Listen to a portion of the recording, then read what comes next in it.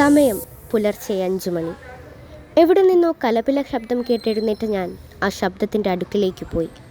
അതിരാവിലെ കാപ്പി കുടിക്കാനുള്ള കുട്ടികളുടെ തിടുക്കമായിരുന്നു അത്. പതിവില്ലാത്ത സമയത്ത് എഴുന്നേറ്റതുകൊണ്ടാവാം ചായയും കാപ്പിയും വരെ തിരിച്ചറിയാൻ പറ്റാത്ത ആളുകളെ ഞാൻ അവിടെ കണ്ടു.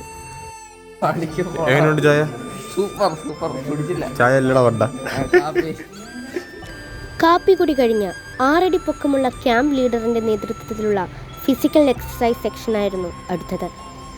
കാലുകൊണ്ട് കുട്ടികളെ ഇക്ഷ ഇഞ്ഞ ഉമ്മ വരപ്പിച്ച ശേഷം ഗ്രൗണ്ടിന് ചുറ്റും 5 റൗണ്ട് ഓടിപ്പിച്ച ആ സെക്ഷൻ അദ്ദേഹം അവസാനിപ്പിച്ചു. അതിനുശേഷം കുട്ടികൾ സ്കൂൾ പരിസരം വൃത്തിയാക്കാനുള്ള പരിപാടികൾ തുടങ്ങി. ഒരു വീഡിയോയ്ക്ക് വേണ്ടി മാത്രം 3 പ്രാവശ്യം കുട്ടിയുമായി അങ്ങോട്ടും ഇങ്ങോട്ടും നടക്കുന്ന ഒരു യുവാവിനെ ഞാൻ അവിടെ കണ്ടു. സമയം രാവിലെ 7 മണി.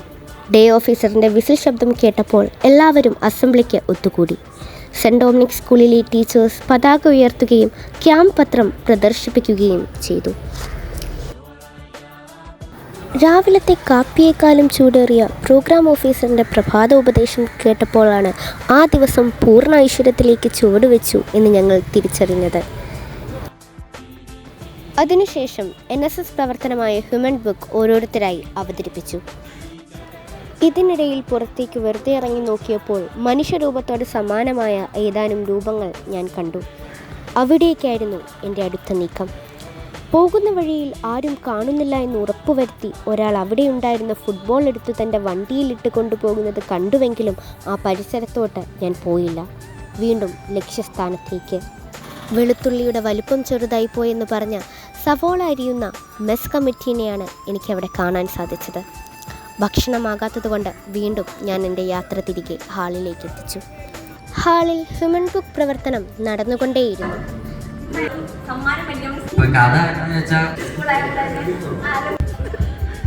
ഇപ്പോൾ സമയം രാവിലെ 8:30. ഡൈനിങ് ഹാളിന് ചുറ്റും തേനീച്ചകളെ പോലെ കുട്ടികൾ തടിച്ചുകൂടി. എന്നാൽ ക്യൂ നിന്ന കുട്ടികളുടെ തലയ്ക്കുമീതെ പ്ലേറ്റ് നീട്ടി ഭക്ഷണത്തിനായി നിന്ന ഇദ്ദേഹത്തിൻ്റെ നിഷ്കളങ്കമായ മനസ്സ് നമ്മളാരും കാണാതെ പോകരുത്. തിരക്ക് മനസ്സിലാക്കി ഞാനും അവരോടൊപ്പം കൂടി. യന്ത്രങ്ങളുടെ പ്രവർത്തനം സൂക്ഷ്മമായി വീക്ഷിക്കുന്ന 4 പേരെ തിരികെ മെയിൻ ഹാളിൽ വന്നപ്പോൾ എനിക്ക് കാണാൻ സാധിച്ചു. തുടർന്ന് കുട്ടികളെ തുണിസഞ്ചി ഉണ്ടാക്കാൻ സെൻറ് ഡൊമിനിക് സ്കൂളിൽ നിന്ന് വന്ന ടീച്ചേഴ്സ് പഠിപ്പിച്ചു. അതിൻ്റെ ഇടയ്ക്ക് എൻ്റെ ശ്രദ്ധ പുറത്തുനിന്ന് കഷ്ടപ്പെടുന്ന 2 വ്യക്തികളിലേക്ക് പോയി.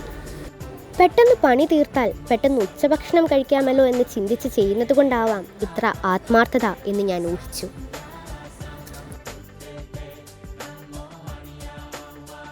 തേച്ച് തയ്യാറായ ആ ഭിത്തിയിൽ അവർ ബോധവൽക്കരണ ചിത്രങ്ങൾ വരയ്ക്കാൻ ആരംഭിച്ചു. പിന്നീട് എൻ്റെ യാത്ര അടുക്കളയുടെ പിന്നാമ്പുറങ്ങളിലേക്കായിരുന്നു. കഴുകി മുള്ളു മാത്രമാകാറായ ആ മീനുകൾ അവർ വീണ്ടും കഴുകിക്കൊണ്ടേയിരുന്നു. ഉച്ചഭക്ഷണത്തിന് ശേഷം 2 മണിയോടുകൂടി ഫയർ ആൻഡ് സേഫ്റ്റി സർവീസ് ഈരാറ്റുപേട്ടയുടെ നേതൃത്വത്തിൽ പ്രഥമ ശുശ്രൂഷയെ പറ്റിയുള്ള ക്ലാസ് വളരെ മനോഹരമായി ക്യാമ്പിൽ നടന്നു.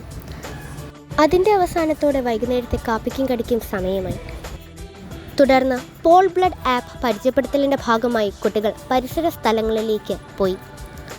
മടങ്ങിയെത്തിയതിനു ശേഷം ഇന്നത്തെ കലാപരിപാടികൾക്കും ഹ്യൂമൻ ബുക്കിനുമായി കുട്ടികൾ വീണ്ടും ഹാളിൽ ഒത്തുകൂടി. ഇതോടുകൂടി സ്വമനയം 2023-24 സ്വപ്നദിന ക്യാമ്പിൻ്റെ 2ാം ദിവസവും കുട്ടികൾ സാഹസികമായി അതിജീവിച്ചു.